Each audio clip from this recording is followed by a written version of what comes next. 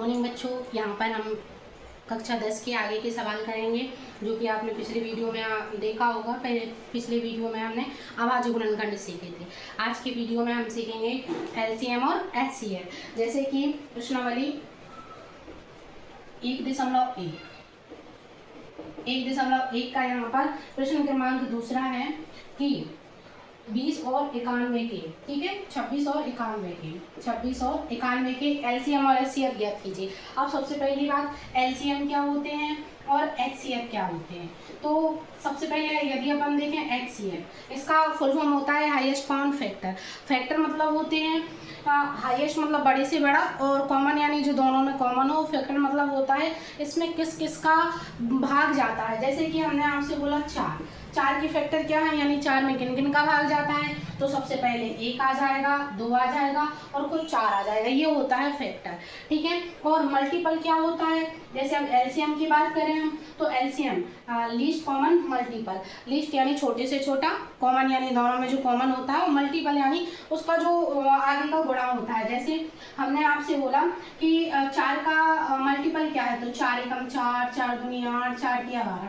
ये मल्टीपल होते हैं और ये फैक्टर होते हैं, ठीक है। समझ में आ गया होगा। तो यहाँ पर अपन निकालेंगे, सबसे पहले हमें एलसीएम और क्या निकालना है, इसमें एचसीएफ निकालना है और सिद्ध करके बताना है। तो सबसे पहले हम 26 के गुणज निकालेंगे। तो यहाँ पर देखें आप, 26 के गुणज अभाज्य गुणनखंड विधि से अपन निकालेंगे। 26 के अभाज्य गुणनखंड, इसमें 2 का भाग देंगे, 13 बार जाएगा। 13 अभाज्य संख्या है तो इसमें कितने का भाग जाएगा, 1 का। बाजू में हम 91 का निकालेंगे, 91। अब इसमें यदि हम भाग देखें तो 2 का जाएगा नहीं, 3 का जाएगा नहीं, 4 का जाएगा नहीं, 5, 6, इस प्रकार से जब अपन देंगे तो 7 का जाएगा। 7 एकम 7 और 7 क्या 21, ये हो गया 13, 13 एकम 13।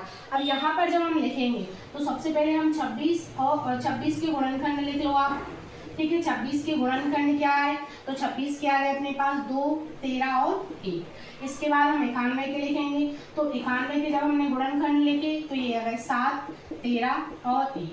अब बात करते हैं अपन एचसीएफ की। एचसीएफ हम निकाल रहे हैं 26 का और 91 का।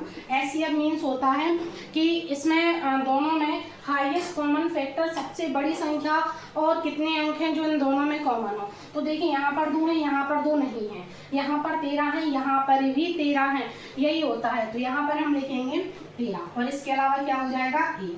तो ये हो गया 13 एकम 13, यही आपका हाईएस्ट कॉमन फैक्टर यानी एचसीएफ आ गया। अब हम निकालेंगे एलसीएम। तो यहाँ पर जब अपन इनका एलसीएम निकालेंगे, एलसीएम हम निकाल रहे हैं 26 और 91 का।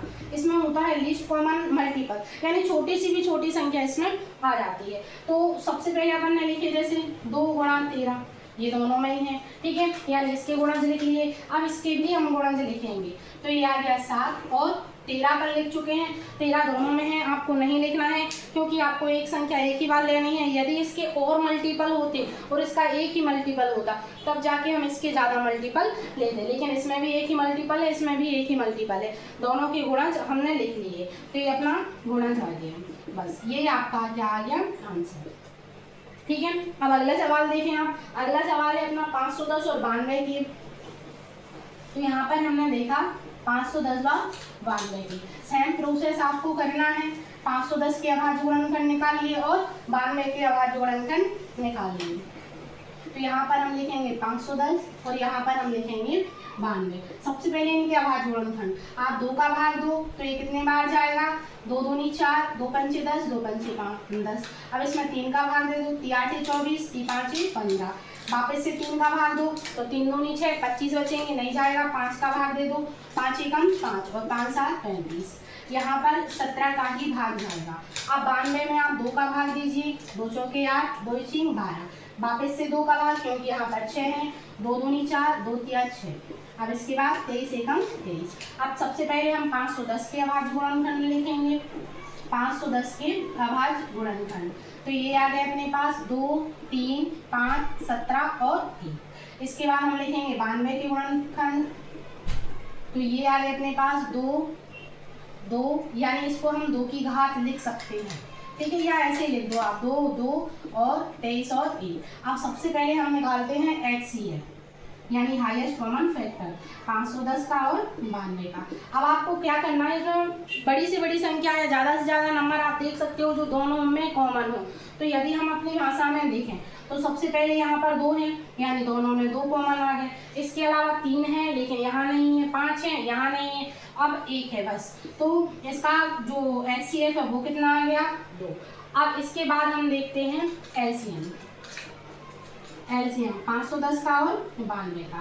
अब LCM में सबसे पहले हम इसके गुणज लिखेंगे और फिर इसके गुणज लिखेंगे, ठीक है। तो ये हो गया 2 गुणा 2 गुणा 5 17। अब यहाँ पर देखेंगे इसके मल्टीपल कितने हैं, इसके और इसके सेम मल्टीपल हैं तो उससे एक्स्ट्रा लेंगे। तो ये मल्टीपल हमने लिख लिया लेकिन ये मल्टीपल हमने नहीं लिखा, तो अब हम यहाँ पर लिखेंगे 2 23 और 1, ठीक है। ये इनका क्या आ गया आपका LCM। अगला सवाल देखें अपन, ठीक है। अगला सवाल है अपने पास 336 और 54।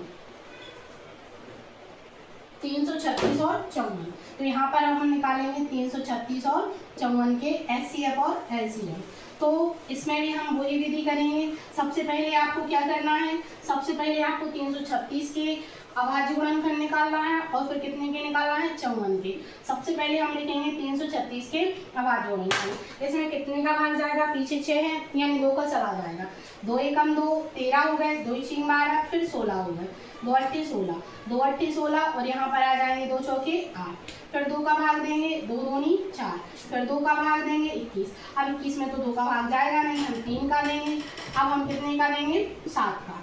सेम हम निकालेंगे यहाँ पर 54 के गुणनखंड, 54 के यहाँ पर हम 2 का भाग देंगे, 7 हो गए, ठीक है। तो ये हो गए 14, 2 सत्ते 14। अब इसमें नहीं जाएगा तो हम 3 का भाग देंगे, फिर वापस 3 का भाग देंगे और फिर वापस हम 3 का भाग देंगे। अब यहाँ पर सबसे पहले हम लिखेंगे 336 के अभाज्य गुणनखंड। तो सबसे पहले इनके गुणनखंड लिख दूँ, 2 1 2 3 4 हैं, तो 2 3 4, फिर 3 है और 7 है और 1 है। अब 54 के लिख दो, तो 54 के हम लिखेंगे 2 3 गुणा 3 गुणा 1। सबसे पहले हम निकालते हैं इनका HCF।